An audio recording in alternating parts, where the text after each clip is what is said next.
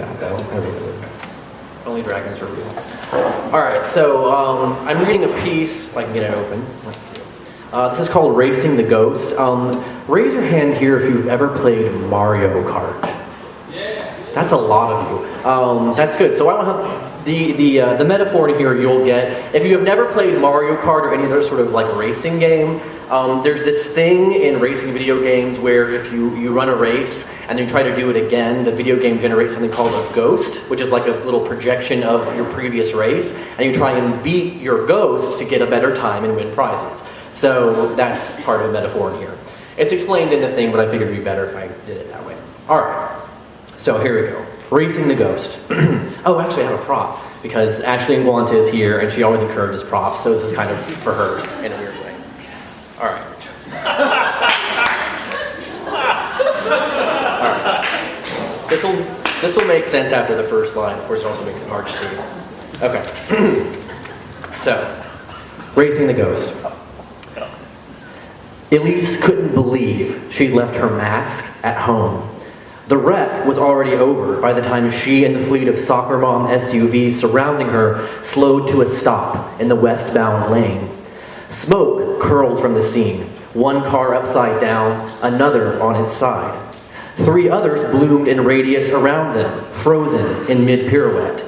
Was that fire? The air above I-4 wavered, the hot concrete reverberating against the sky. She could leave her car, stalk across the tarmac in her Manolo Blahniks and rip metal from metal, pry the men and women from those cars as easily as her boss had just pried oysters from their shells at their Sunday lunch. She trained with the best. The steroids didn't hurt either. But she didn't have her mask. The potential headlines bled, Rorschach and inevitable, across her imagination. Working single mom saved several pileup victims. Woman hero on I-4, unnatural feat of strength caught on film. Senior VP of Development for Intercorp, Elise Dwight. Superhero? Executive VP Gordon Lucy, her boss, had consumed 2 James Bond martinis with his lunch, while Elise forced down what she called an energy salad. Roast chicken, hard-boiled eggs, spinach. She could never get enough protein. No cocktail for her, thanks. She had to get back to her son. It was a lie. Her son Jack was holed up at the neighbors with her son playing Rock Band or whatever other video game and probably consuming criminal amounts of Mountain Dew. Did caffeine make a 6-year-old feel like the steroids made her feel? It was like liquid light pumping into her veins, into her muscle tissue. She could take her boss, Gordon Lucy, home if she wanted. It wasn't sexual discrimination if you turned it to your advantage, after all. The spate of corporate discrimination lawsuits in the 90s hadn't dissipated the behavior of men. All it had done was turn the behavior of men from wolves into foxes. Halfway through his second martini, Gordon Lucy looked into his glass and said, "So, what does your husband do?" Less subtlety than a signal fire, but easily defended as an innocent question, if he ever had to. How long had this guy been bald? Elise swiveled her bar stool toward him and crossed her legs with a smile. She wore a short navy suit skirt and no pantyhose. He told a joke about blowjobs. The tip of his fingers kissed the hem of her skirt. It was a man like Gordon Lucy who had made her take up the mask in the first place. A promotion, a raise, meant better equipment, better babysitters. The babysitters she wanted, the Hispanic grandmothers who knew what it was like to raise a son because they'd survived 7 of their own, were expensive. They could charge what they liked because they were the best. Elise had always hired white women before, Caucasian as she was. Young, old, it didn't matter. They always left. They weren't warm. Once, after a Miss Isabel gave her notice, Jack paused his video game and said, "She was like ice."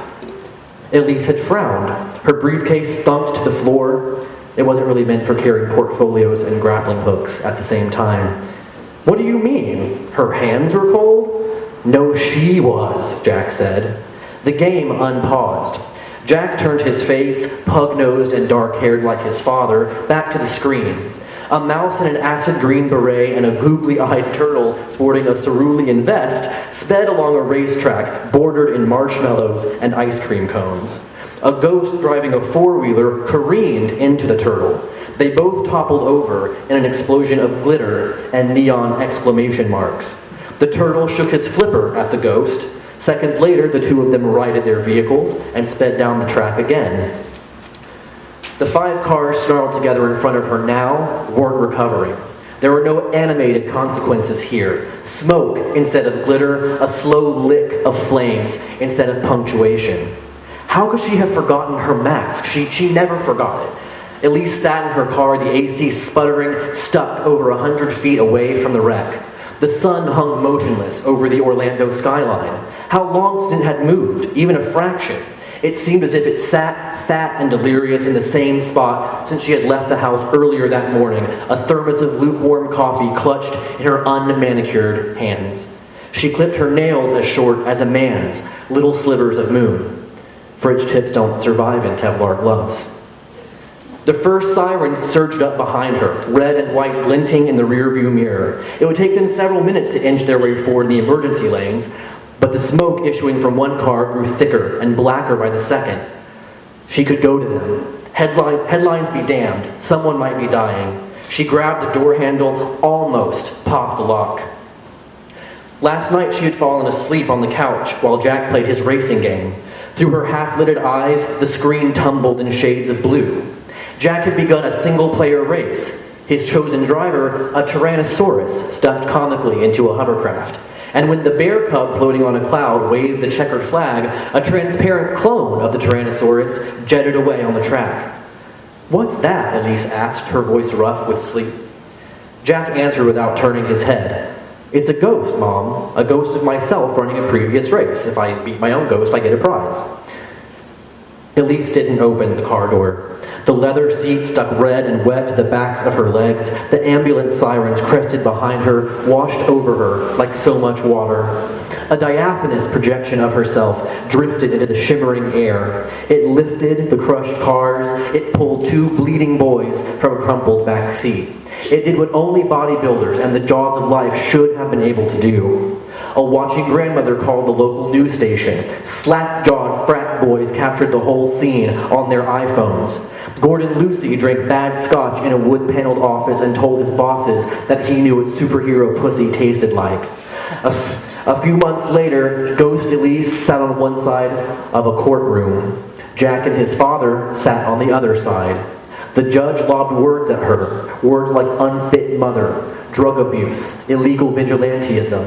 He lobbed these words at her, they sank into her and left no ripple behind.